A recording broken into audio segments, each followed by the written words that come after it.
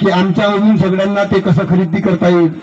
कोणाला काय लाच देता येईल, कोणाला ठेकेदारी देता येईल, कोणाला तुझे 10-20 ट्रक कसे लावता येईल, ह्या प्रकारचा तो भूलताप देऊन तुम्हाला कर्मचाऱ्यांना पण आणि लेबरांना पण तो जो आपले उपोषणावर बसलेले आहेत सर्व कामगारांना पण तो असे प्रलोभन देईल आणि त्या प्रलोभनातून तुम्ही जर बाहेर निघाले तरच तुम्ही सक्सेस होऊ शकाल। आता इथं 10-20 लोकांनी सुरुवात केली आणि एवढं मोठं उपोषणाचं मोठं सागर इथं तयार केलेलं आहे, म्हणून तुम्हाला सर्वांना मी हात जोडून विनंती करतो की आपण हे ऍक्ट करायला नाही पाहिजे होतं आणि केलेलं आहे तुम्ही, पण मी तुमच्या समोर ग्वाही देतो की तुम्हाला दररोज माझी आवश्यकता पडेल तर मी पण तुमच्यासोबत बसायला तयार राहील। मी मोठी गोष्ट नाही करत, पण तुम्हाला छोट्या छोट्या गोष्टी, कारण की ह्या अदानीचं फाउंडेशन जेव्हा तयार झालं तेव्हा मी सरपंच होतो आणि त्यावेळेस अदानी पॉवर प्लांटने इथले तिरोडा तालुक्यातील आपण गोंदिया जिल्ह्यातील 80% रोजंदारी कर्मचारी आपण म्हणजे जो रोजगार करणारे कर्मचारी आहेत हे 80% तिरोडा तालुक्यातील घेऊ, गोंदिया जिल्ह्यातील घेऊ असं हमीपत्र दिलेलं आहे माझ्याकडे आणि ते माझ्याकडे आताही ते आहे। तुम्हाला लागेल तर जेव्हा जेव्हा लागेल ते सगळ्या गोष्टी माझ्याकडून तुम्हाला देण्यात येतील। तुम्हाला एक सांगू इच्छितो की तुम्ही खरोखर तुम्ही आता हिमतीने एवढं मोठं काम उचललेलं आहे, माझे हात जोडून पुनश्च विनंती आहे की ह्या कामगारांना जोपर्यंत त्यांच्या अटी पूर्ण होत नाही तोपर्यंत तुम्ही इथून रास्ता सोडायचे नाही आणि जेवढे जात असतील, जेवढे गेलेले असतील, त्यांची भूल झाली असेल त्यांनाही माफ करायचं आहे आणि आता जाण्यापासून त्यांना थांबवण्याचं आहे। तर काही लोकांनी आता ही सुरुवात करायची आहे की उद्यापासून 2-4, 5-10 लोक त्या अदानीच्या गेटवर जायचं आहे। काय होईल, जास्तीत जास्त तुम्हाला पोलीस प्रशासन थोडा प्रेशरमध्ये आहे, पोलीस इथंही आहेत आणि पोलिसांना माझी विनंती आहे की तुम्ही एका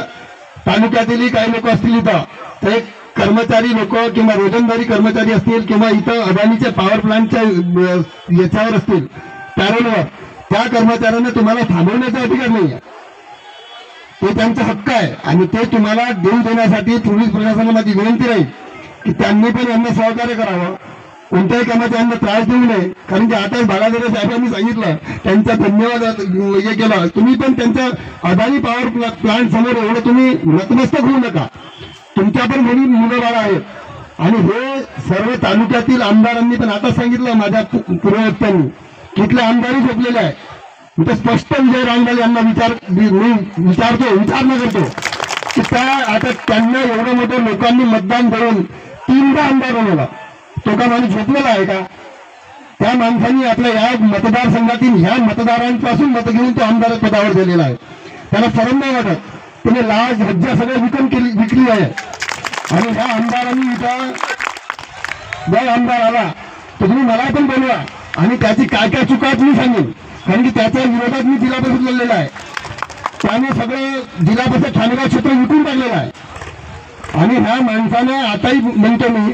की त्यांनी आपला थोडासाही त्याला लाज वाटत असेल तर या कामगारांच्या मदत येऊन ह्या कामगारांच्या मागण्या पूर्ण करण्याचा प्रयत्न करावा, कारण की आपण स्वतः मोठं होणं हे मोठं होणं नसतं।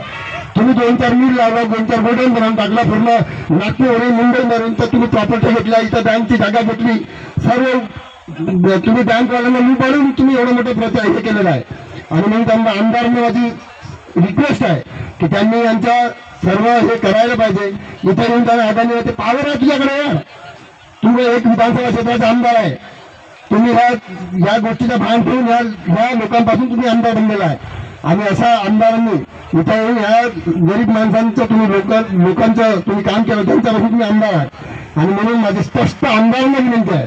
आणि काही खूप या जिल्हा परिषद क्षेत्रातील जे क्षेत्र प्रमुख आहेत, जिल्हा परिषद सदस्य आहेत, त्यांना पण विनंती आहे की त्यांचा पद जरी लहान असेल तर त्यांचा काही पदाची माधुरी ताईचं मला भाषण परवाच्या दिवशी ऐकायला मिळालं, माझ्या युट्यूबवर त्या व्हॉट्सअपवर आलेलं आहे। खरं ती काही असेल पार्टी कोणाची नाही पण ती कन्फर्म इथे येऊन व्हिजिट दिली,